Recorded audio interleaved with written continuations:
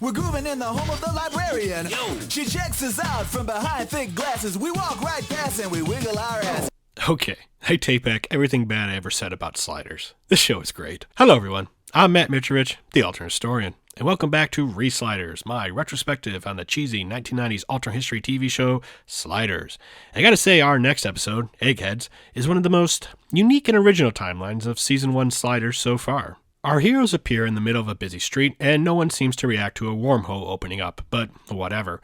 The Sliders are only here for 5 days, but they immediately start noticing differences. For example, they see that Einstein is being used to sell khakis, but that pales in comparison to a giant billboard of Quinn selling Nike shoes.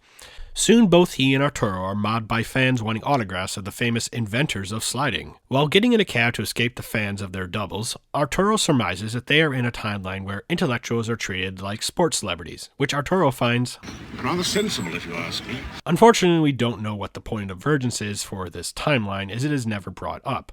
All we know is that someone in the past started treating intellectuals like celebrities and then based society around that. Now, the Earth Prime website says the point of divergence was Isaac Newton introducing calculus to the world sooner than he did in our timeline, but I didn't see any evidence of this from watching the episode, so this is either fan fiction or they are getting it from a different source. My theory is that the technocracy movement of the 1930s, which favored governments composed of scientists, engineers, and other experts, was much more successful than in our timeline. Technocratic ideas somehow prevent or else significantly diminish the impact of the Great Depression, thus leading to more nations adopting their ideology. In an effort to cement their control, technocracies across the world encouraged the adoration of intellectual achievement over physical sports and other art forms.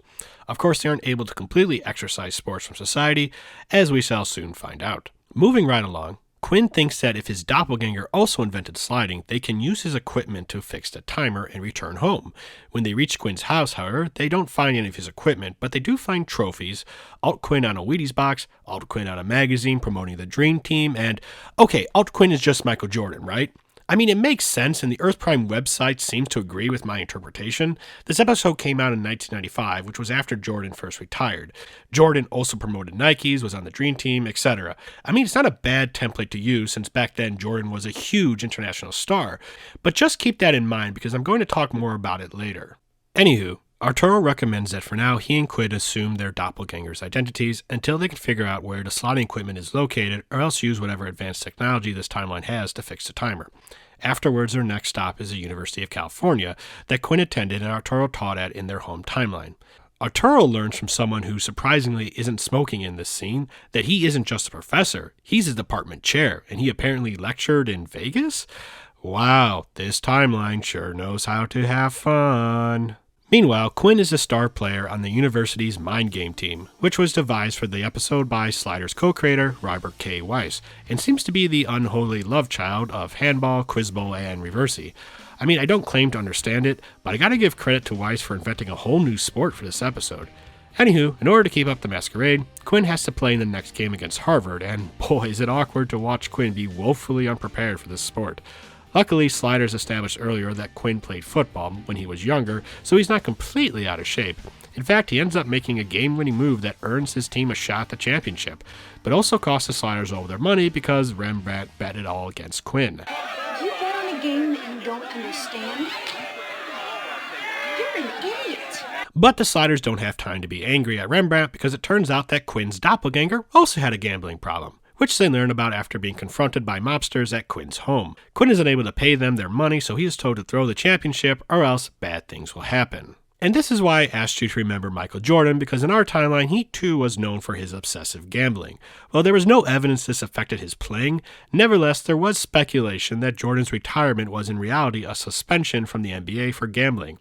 And from what I remember from watching the documentary The Last Dance, there were also conspiracy theories that the murder of Jordan's father, James Jordan, may have been connected to alleged gambling debts Jordan couldn't pay.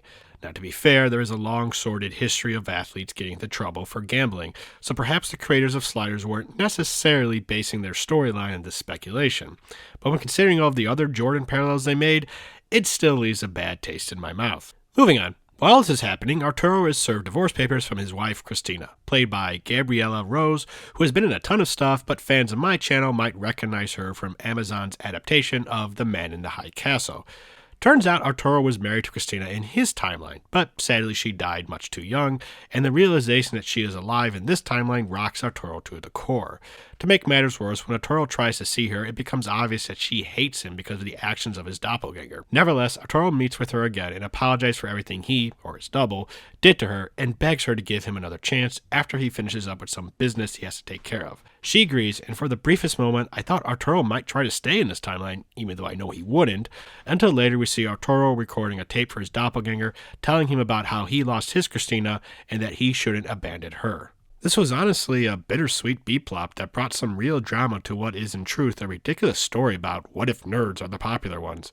The only negative thing I have to say about it is, why the hell did they play such dramatic music for Arturo's secretary? I will not forget you.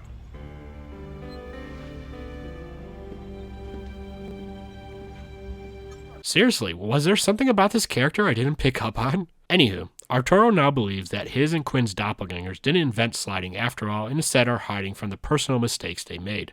Intellectual refinement's one thing. Moral refinement's something different. Quinn decides upsetting the mob isn't worth some game and tells his coach he isn't playing, but then he is grabbed by a couple of FBI agents. They threaten him until Quinn gets an idea. Cut to the championship, and I just realized that for such a popular game, it's weird that there isn't much of an audience for it. I don't know, maybe they limit crowd size so the refs can hear the players answer questions, but whatever. Quinn is in the game and he's playing to win, which angers the mobsters watching from the sidelines. When Quinn bails to catch the next wormhole out of there, they chase him across the court, and I'm sorry, I don't care how powerful the mob is in any timeline.